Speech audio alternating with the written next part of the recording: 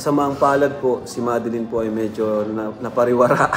Sa totoo po, hindi po ako buntis. Si ate ko ang buntis. Sinabi ni Madeline na buntis daw ako. Ang totoo po niyan ay totoo po yun.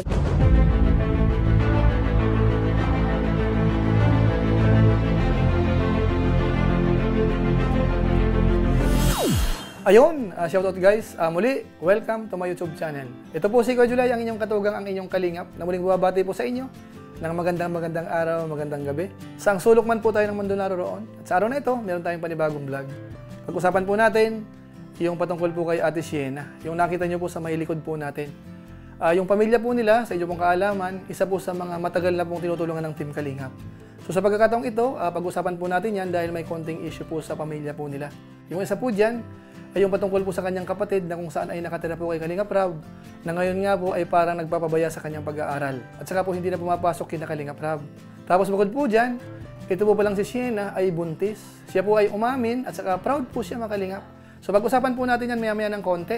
Paalala mo na si Kuya Julay, baka sakaling meron pa po ditong hindi nakasubscribe sa ating YouTube channel, huwag natin kalimutan, Julay Paunil. Tapos pakipindot lang po yung notification bell button para lagi po tayong updated sa aking mga video upload. So maraming salamat po sa inyo. Tapos yung ating Facebook page po, Julay Paunil 2.0, huwag din po natin kalimutan. Pwede nating i-follow, pwedeng i-like at saka po i-share yung ating mga upload po doon. So maraming salamat po sa inyo. Tapos sina Kuya Bal Santos Matubang, Kalingap Rab, Ate Edna Vlogs, Arowell of Malalag, at saka po si Japper Sniper. Supportan din po natin. Maraming salamat po sa inyong lahat. Ngayon, tuloy na po tayo. Pag-usapan na po natin yung patungkol po sa Bombay Sisters, mga Kalingap, na kung saan sila po ay matagal na pong tinutulungan ng Team Kalingap. At masasabi po natin, yung pamilya po nila ay talagang deserving. Kaya nga po yung isa po sa magkakapatid ay kinuha po ni Kalingap Rab sa kanila nakatira, tapos pinapag-aaral po mga Kalingap. Tapos ito naman pong si Ate Sienna, tinuruan po ni na Kalingap Rab, ni na Kuya Bal Santos Matubang na mag-vlog. Na kung saan yung kanilang channel po, kahit paano po, ay lumalaki-laki na rin po. At saka po kumikita na rin. Kaso nga lang po, minsan, konti po yung kanilang upload. Kumbaga, hindi po ganun ka-consistent yung kanilang pag-upload sa kanilang YouTube channel. Pero kapag po merong upload po sila, marami na rin pong sumusuporta sa channel po ni Ate Sienna, mga Kalingap. Ngayon, pag-usapan po natin yung patungkol po dito sa magkakapatid. Unahin po muna natin si Madeline. Si Madeline po ay nakatira po kay Kalingap Rab. Tapos pinag-aaral po yan. Tapos tumutulong-tulong po yan sa bahay mga Kalingap. Kaso nga lang po itong mga nakaraang araw, mga nakaraang linggo, hindi na po siya pumapasok. At napag-alaman po natin na kahit po pala sa school, hindi rin po pala nagpapapasok si Madeline mga Kalingap. At ang isa po sa dahilan po niyan, meron daw po siyang boyfriend mga Kalingap. And yun nga, sa kasamaang palad po, si Madeline po ay medyo napariwara. Napariwara po siya at yun nga kasi nagkaroon po siya ng boyfriend. Tagal na po siyang may boyfriend. Yan na pong sinasabi po natin mga Kalingap. Sa mga nakakatanda po sa atin, narinig natin, kapag merong boyfriend na po, lalo na kapag medyo bata pa, naapektuhan po talaga. Kaso nga lang po siyempre, yan po ay personal na buhay din po nila. Kumbaga, ang magagawa lang po ng Team Kalingap sa kanila ay mag-advise mga Kalingap. Kaso nga lang po ang problema kasi dito mga Kalingap, si Kalingap Rab po ay parang apektado, nababas nga raw po siya eh. Dahil sa nangyayari po dito sa magkakapatid mga Kalingap. Matagal na po natin tinutulungan yan, yung Bombay Sisters na yan, sobrang tagal na po. Ang sakit lang po sa pakiramdam na may mga nababasa tayong comments sa mga vlog ng iba, na parang tayo po yung nagmumukhang masama doon. So yun po yung nangyari, si Madeline po ay matagal na po siyang nagkaroon ng boyfriend, pero ako hinayaan ko lang na sige basta maayos ka sa school. Kaso yun nga, dami ko nalaman kay Sienna. Ako kasi di ko naman masyadong nalalaman yung mga kung ano nangyayari sa bahay kay Madeline. Ang nagsabi lang sa akin si Ate Sienna na yun nga, nagiging pasaway na pala din. Di naman po ganyan dati si Mads, napakabait niya ni Mads. Napakasipag, nabigay talaga kina Ate Sienna, no? Hanggang sa yun, isang taon na daw, hindi na daw nagbibigay si Mads kina Ate Sienna. Akala ko naman is tumutulong pa rin kina Ate Sienna, di ba? Kaya nga binigyan natin ng trabaho para sa kanilang magkakapatid. Yung trabaho po na yun, hiwalay pa po yung allowance. So kahit hindi siya magtrabaho, may allowance po siya sa school. Kagaya po nila, kumbaga yung trabaho, choice niya po yun kung papasok siya o hindi. Yun yung sinabi ko sa kanya. Wala po akong rules na pag di ka pumasok, pag nag-absent ka ay tatanggalin kita. Ganun. Wala po. Sobrang luwag po sa bahay. Sabi ko, pumasok ka lang kung gusto mo nang pumasok. Kaya yun po. Sayang po. Yan. Pero di pa na po natin sinasakan yung pagtulong natin. Kasi matagal na po natin tinutulungan yan, yung Bombay Sisters na yan, sobrang tagal na po. Pero mga kababayan po natin, yan po yung nabanggit po ni Kalinga Prab, patungkol po dito sa magkakapatid. Ngayon po, puntahan po natin sandali yung patungkol po kay Ate Siena. Dahil nung nakaraan po, nabanggit po ni Madeline na si Ate Siena ng araw po ang buntis. Marami pa rin nagtatanong na mga viewers kung ano ka daw, kung buntis ka daw. Kasi bigla ka daw umalis kay Kalinga Prab. Hindi po ako buntis. Sa totoo po, hindi po ako buntis. Si ate ko ang buntis. Kaya, kung ako man po ang sinasabing buntis, mali po kayo. Tsaka hindi po masira ang buhay ko. Tsaka si ate ko ang masira. Ano po? At nung nakaraan po, siguro po mga few days ago, meron pong vlog si Ate Siena na kung saan inamin niya po na siya po ay talagang buntis. In-announce niya po yun at saka proud daw po siya. Panoorin po natin. Kasi napanood ko yung vlog ni Kuya Jason at sinabi ni Madeline na buntis daw ako. Ang totoo po niyan ay totoo po yun. Buntis po ako 2 months na at hindi ko po ikinakahiya ang sitwasyon ko ngayon.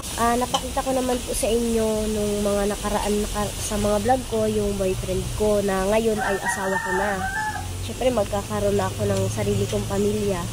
Alam niyo po, sobrang saya ko nung nalaman ko na buntis ako. Kasi, alam niyo po yun, basta ang saya lang nung sa pakiramdam. Si Raymart po, 3 years na po kaming magkasintahan. Simula 2022, 2023, 2024. Tapos, sa loob po ng 3 years na yon, 1.5 year na po kaming mag-live-in. Alam niyo po ba kung bakit? Nung nakaraang taon, nag-aaya siya na magpakasal na daw. Inaaya niya ako na magpakasal tapos nabigla ako nung sabi ko sabi ko hindi pa pwede kasi nga po may obligasyon po ako, 'di ba? Tapos sabi ko kung gusto mo mag-live-in na lang tayo pero hindi ako ang mag-a-adjust. Hindi ako titira sa inyo, ikaw ang titira sa amin. Kasi hindi ko pa pwedeng pabayaan yung mga kapatid ko. At hindi pa ako pwedeng umalis sa bahay. Yun ang sabi ko sa kanya. At pumayag naman po siya. Kaya siya po yung nag-adjust, siya po yung pumunta sa bahay, siya po yung tumira sa bahay. Kasi paano kung umalis ako sa bahay? O syempre wala nang kikilos dun. Paano kakain mga kapatid ko? Syempre yung utak ko nandun. At isa pa doon, alam naman po ni Papa yung nangyayari about sa akin kasi sinasabi ko po kay Papa yan na Papa ganito, titira na si Raymart sa bahay kasi mag-live-in kami. Hindi naman ako pwedeng umalis doon kasi paano yung mga kapatid ko. Alam niyo po si Papa, sinusuportahan niya ako sa mga desisyon ko kasi alam niyang tama naman yung desisyon ko. Dahil mga kababayan po natin, yan po si Ate Siena. Masasabi natin dito na parang proud talaga si Ate Siena, mga kalingap. At saka parang walang dapat alalahanin o kaya dapat ikatakot para mabas po siya.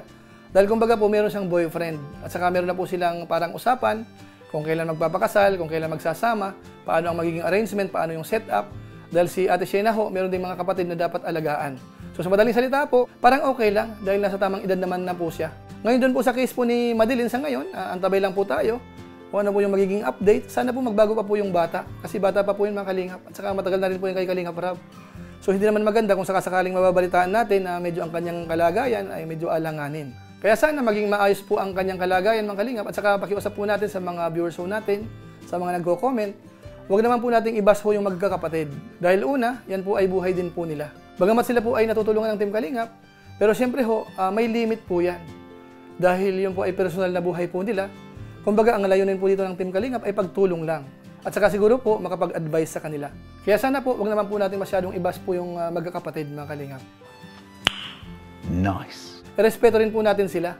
Lalong-lalo na po sila po ay isa rin po sa mga beneficiaries po ng Team Kalingap na dapat po nating suportahan din po. So maraming salamat po sa inyong lahat mga Kalingap. Sana po maliwanag po yung ating naging topic po sa ngayon. Kinonfirm po ni Ate Siena na siya po ay buntis. Yung patungkol po kay Madeline, hindi po natin alam yung latest update po sa kanya. Ano nga ba ang kanyang katayuan sa ngayon? Kumusta yung kanyang pag-aaral? Kumusta yung kanyang boyfriend? Or ano pa man mga Kalingap.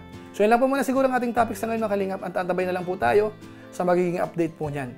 Siya nga po pala, bago po tayo tuloy mag-end, gusto lang po nating ihabol na sa pagkakasabi po ni Kalingap Rab, kung sakasakali man pong merong nang babas sa kanya, dahil parang hindi na po nababalikan sa inyong kaalaman, nag-assign po siya ng ibang charity vlogger na mag-aasikaso po sa kanila.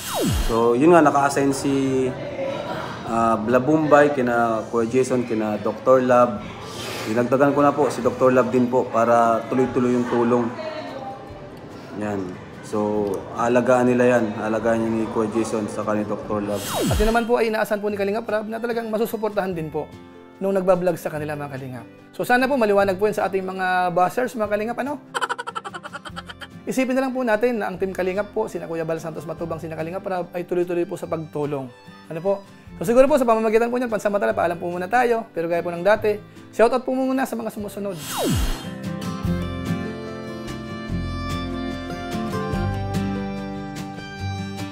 Tapos maraming salamat din po sa aking mga kasaman sa COOS, Kalingap OFW Organic Sponsor, sa inyo pong patuloy na pagsuporta po sa mga babahay program ni Kuya Bal Santos Matubang at saka po ni Kalingap Rab. Maraming salamat po sa inyo. Tapos siyempre po sa ating mga followers, sa ating mga viewers, maraming salamat po yung mga sumusuporta po kay Kuya July sa ating YouTube channel, sa ating Facebook page. Lalong-lalo na po yung mga hindi po nag-skip ng ads, masipag mag-like at saka po nag-share ng ating mga videos. Kung inyo po itong nagustuhan, po pwede po nating i-share. So maraming salamat po sa inyo. So muli, ito po si Kuya July, ang inyong katugang, ang inyong kalingap. Na pansamantalang nagpapaalam po muna, kita-kita na lang tayo sa mga susunod ko pang vlog. Maraming salamat sa inyong walang sawang pagsuporta po sa ating YouTube channel. Pagpalain nawa kayo ng Diyos, mabuhay tayong lahat. God bless! Bye-bye!